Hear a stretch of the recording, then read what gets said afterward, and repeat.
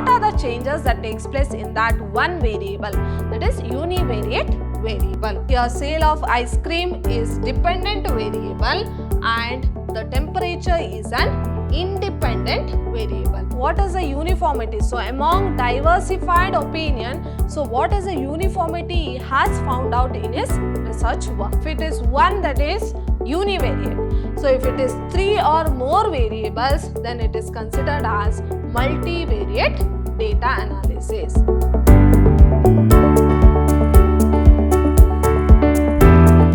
Hello everyone, I am Harshita, lecturer, Department of Commerce, Vidhyaashram First Grade College, the Temple of Excellence, Mysuru. My dear students, today we are in the third session, that is last session of Unit 5 of the subject Business Research Method, and the Unit 5 is Data Analysis. So already we have discussed few of the concepts. Let us quickly recall what we have discussed in a previous session. So in a previous session, I have covered this topic, that is we have completely learnt about the process, that is tabulation as well as data graphs as well as diagrams. So where we have learnt about tabulation of data, parts of a research table. So what are the important parts that has to be included in the research table? Next, steps in preparing a table.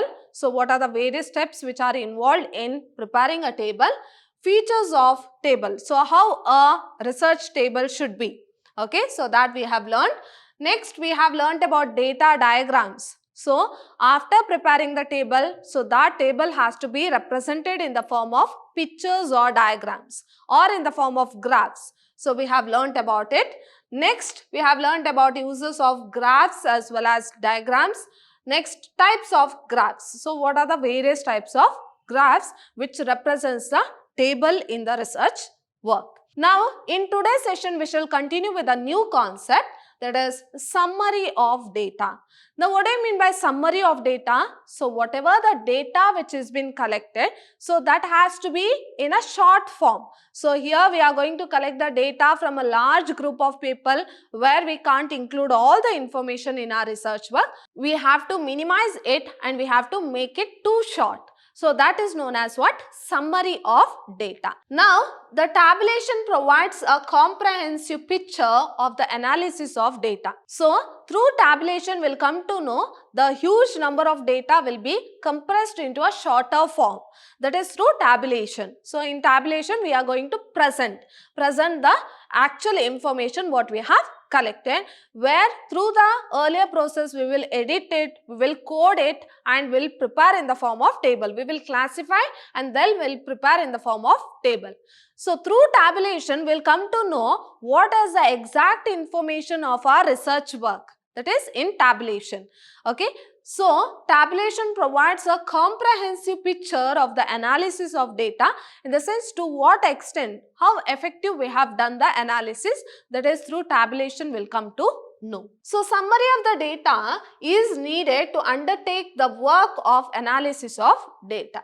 So, why we are doing this summary? So, after analyzing, we have to make it in an understandable form. We have to make it too short and we have to present in an understandable form. That is, we have to prepare a summary. Summarized data will enable statistical calculation and helps easy understanding. So, the main intention of research work is to make the users understand about our research work. So, that happens in case of summarizing. The statistical method used for summarizing the data are called as descriptive statistics. So, for summarizing the data, we will use some statistical tools or statistical techniques, which is called as what?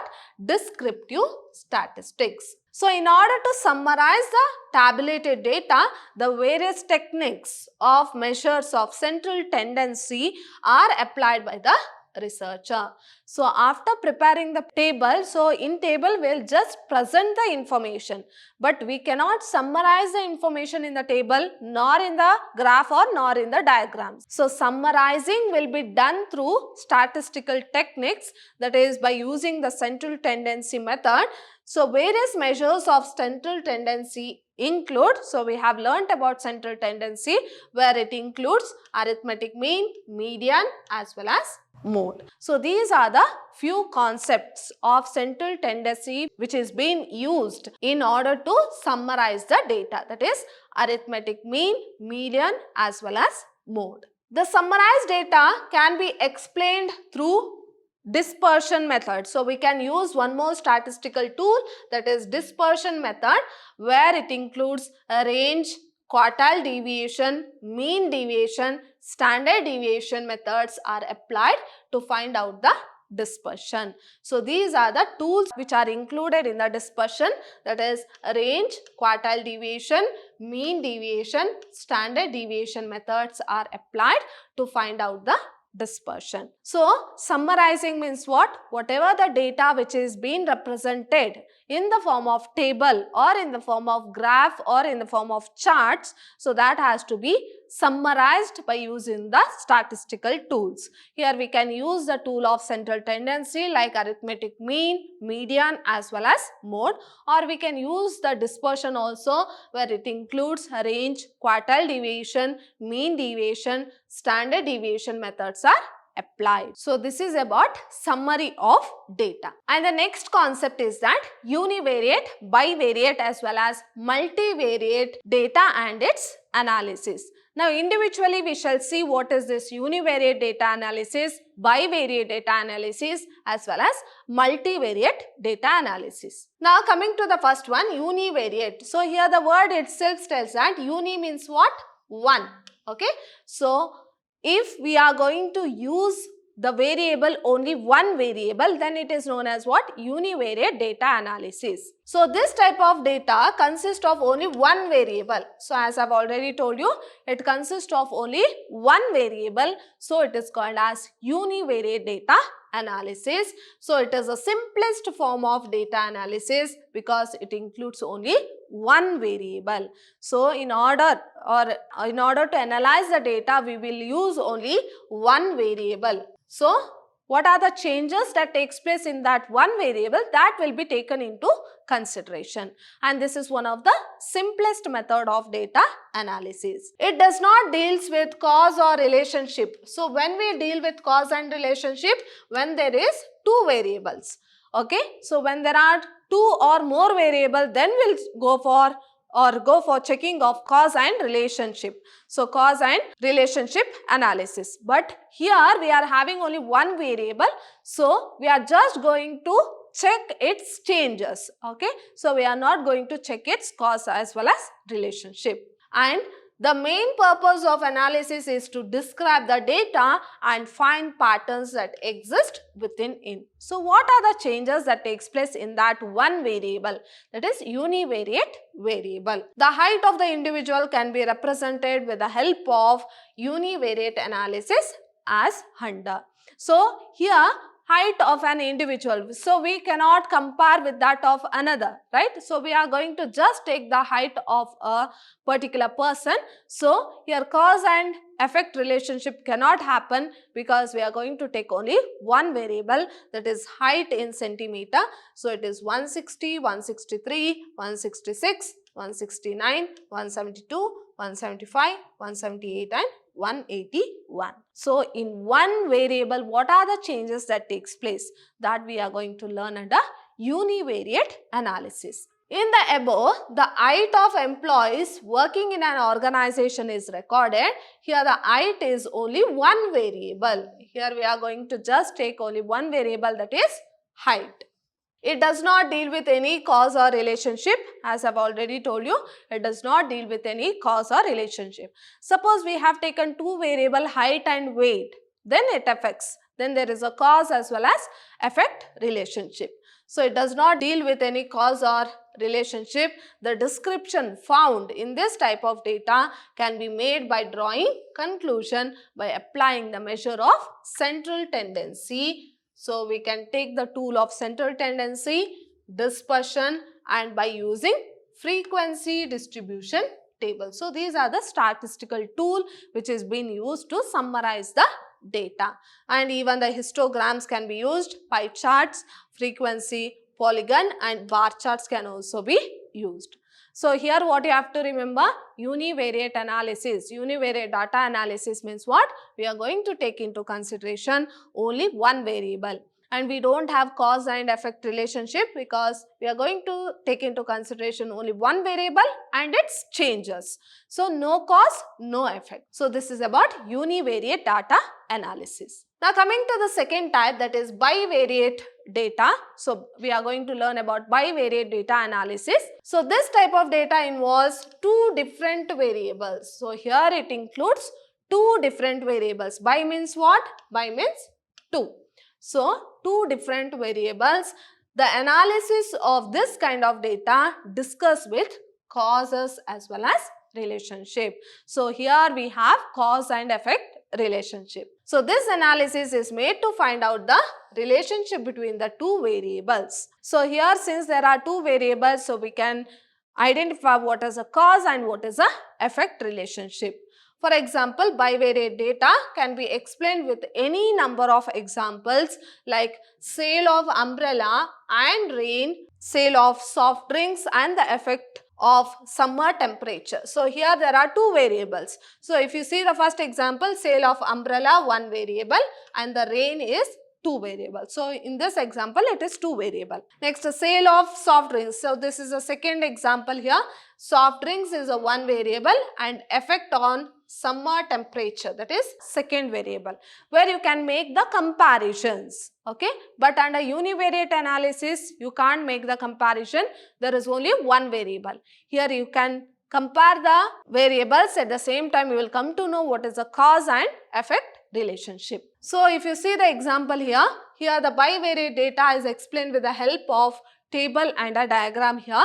So this is relating to the temperature and sale of ice cream. So when the temperature is 20 Celsius and the sale of ice cream is 1500 units, and when the temperature is 25 Celsius, the sale of ice cream is 2000 units. So when the temperature goes on increasing, sale of ice cream also goes on increasing. So there is a cause, at the same time there is a effect. So the same table is drawn in the form of or written in the form of a graph here, that is line graph.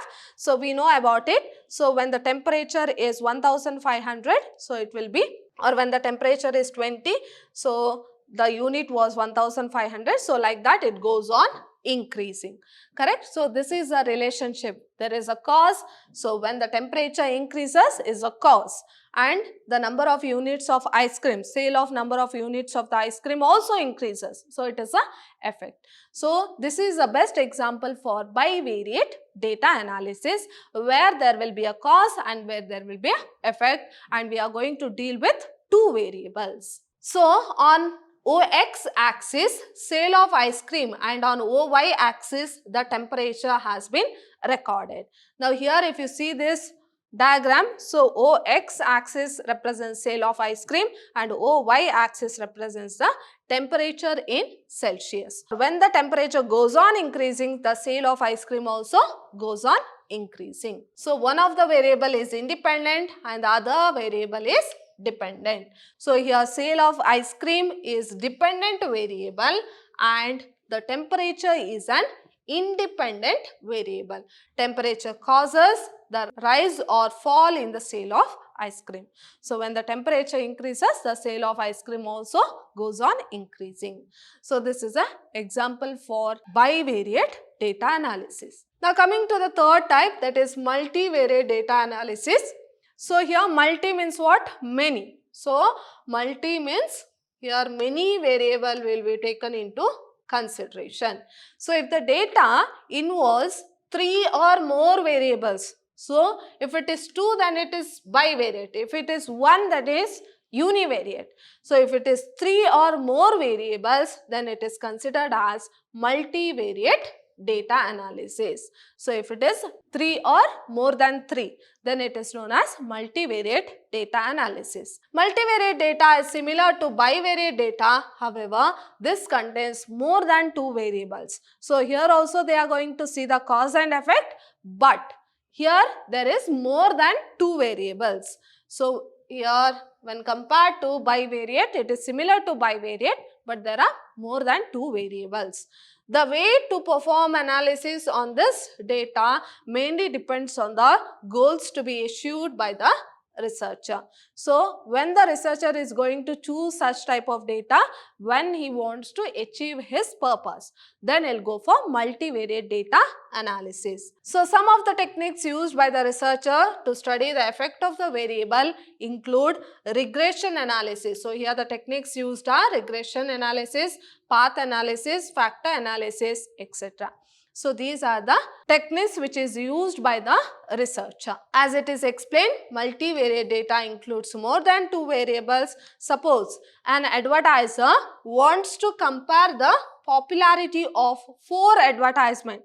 So, here has taken more than 2, that is 4 advertisements on a website, then their click rates could be measured for both men and women, and the relationship between the variable can be examined. Suppose you want to know about the 4 advertisements, then he will see what is a click which is being made by the men as well as women in order to see those advertisements. So, here he is going to deal with more than 2 variables, which is best example for multivariate analysis. Now, coming to the last concept of this unit, that is interpretation. Now, what do you mean by interpretation? How he is going to present the data? Here the researcher have edited the data, he has coded the data, he has classified the data, he had represented in the form of table, he had represented in the form of diagram.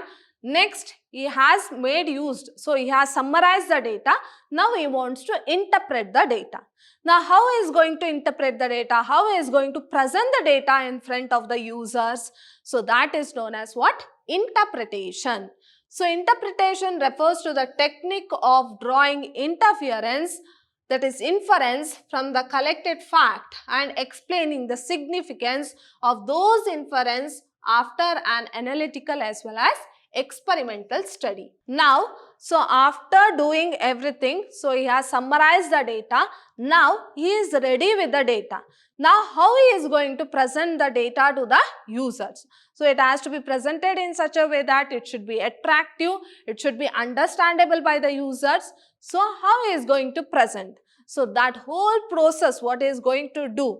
So, what are the changes he is going to make for the inference? So, and how he is going to present that? So, that everything is termed as what? Interpretation of data. So, it is a search for broader as well as more abstract means of the research finding.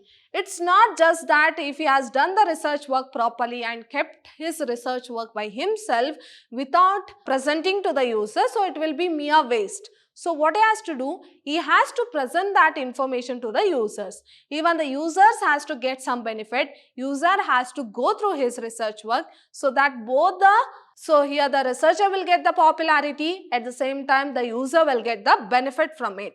So, it has to be interpreted. So, anyhow, the research work what he has prepared, so it has to be presented to the users. If the interpretation is not done very carefully, misleading conclusions may be drawn. So, here how he has to interpret, how he has assumed things in his research work, in the same way he has to present to the users. Suppose if the presentation is in a wrong way, then the user will misunderstand his research work, thereby it leads to certain conflicts. So, what he has to do, how he has understood, how he has gone through the study, same way what the conclusion he has got. So, those conclusion has to be presented to the user in the same way what he has understood. So, here how the communication will become a miscommunication. In the same way, this interpretation should be in such a way that, so it has to be presented properly to the users. The interpreter must be creative of ideas, he should be free from the bias and prejudice. So, he should think about the user and present the information. Now, let us see what are the fundamental principles of interpretation. So, sound interpretation involves willingness on the part of the interpreter to see what is in the data.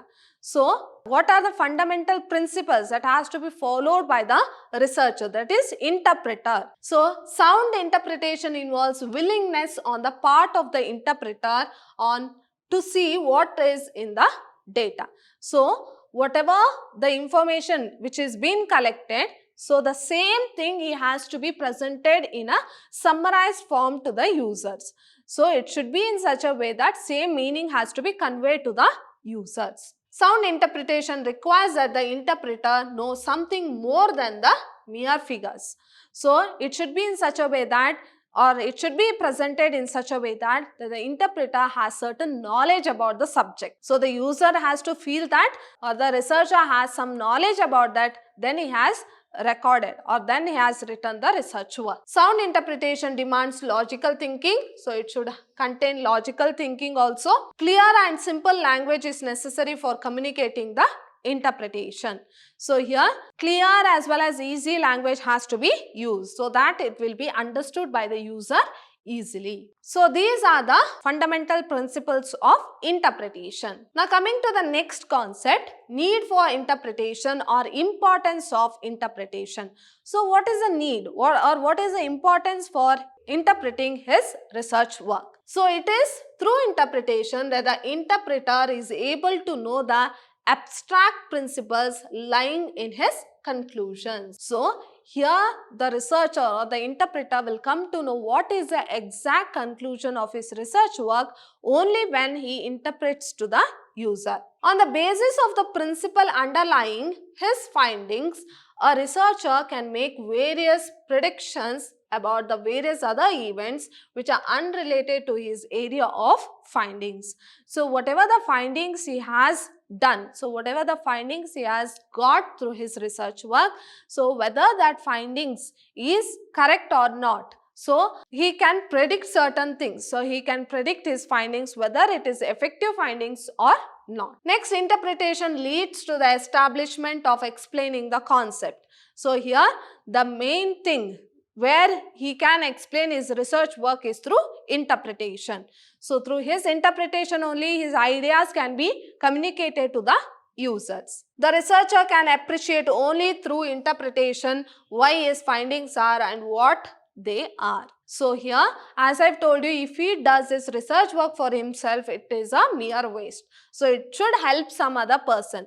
So through interpretation, it is a chance for the researcher to interpret or in order to present or in order to communicate what the findings is and what is according to that, what is the new things he has indulged in it, everything will come to know through good interpretation. The interpretation of the findings of the exploratory research study usually results in the hypothesis for experimental research. So, as I have already told you in the beginning, the research work should be in such a way that it is not only confined to a particular topic or a particular subject.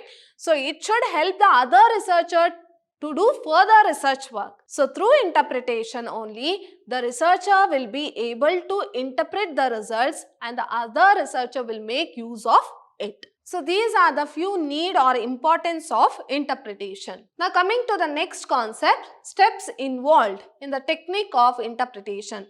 Let us see what are the steps which are involved here. The researcher must give reasonable explanations of the relations he have found. He must be able to see the uniformity in diversified research finding so that generalization of findings is possible.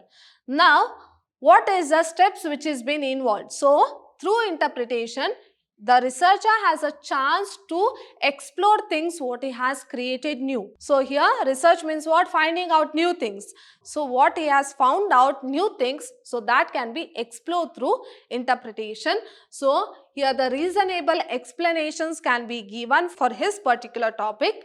At the same time, he must be able to see the uniformity. So, what is the uniformity? So, among diversified opinion, so what is the uniformity he has found out in his research work? Next, if any extraneous information is collected during the study, it must be considered while interpreting the final results of the research study. Suppose if he has found out any extra information, any new information he has found out, or any creative information he has found out through his research work, so that has to be clearly represented in his interpretation. The researcher can consult with those having insight into the study who can point out the omission and errors in logical arguments.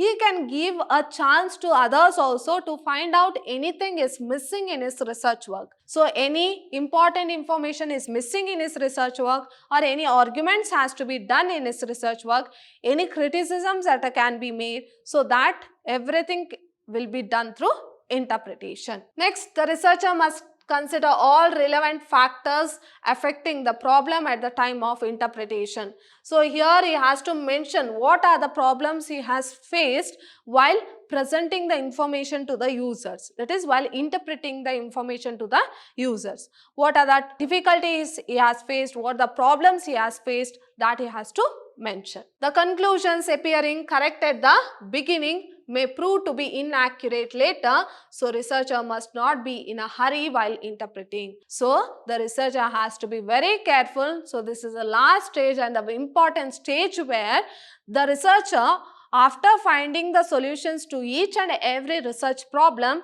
so he cannot interpret that to the users, because so this sentence says that the conclusions appearing in the beginning may not be there at the end of the research work. So it may be due to number of factors. It may be due to number of external factors as well as internal factors.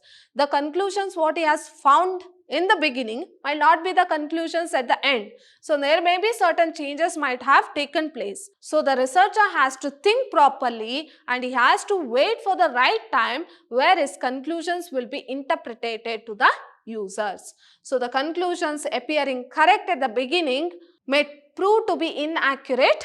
So this is due to certain changes, certain external as well as internal changes which may be going on. So whatever he has proved in the beginning might go wrong at the end. So the researcher has to wait properly. He has to be very patient to see through that his conclusion is correct and it suits to the current situation.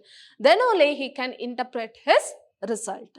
So these are the few steps which are involved in the techniques of interpretation. So we have completely learned about Unit 5, that is data analysis, where we have learned about the process of data analysis. Later on we have learned about summary of data, univariate, bivariate as well as multivariate data analysis. Next, the last concept was interpretation of data. So what are the measures that the researcher has to be taken before he is going to present the data to the users. So my dear students, hope you have understood today's session. See you all in my next session with a new topic. Till then, take care. Thank you.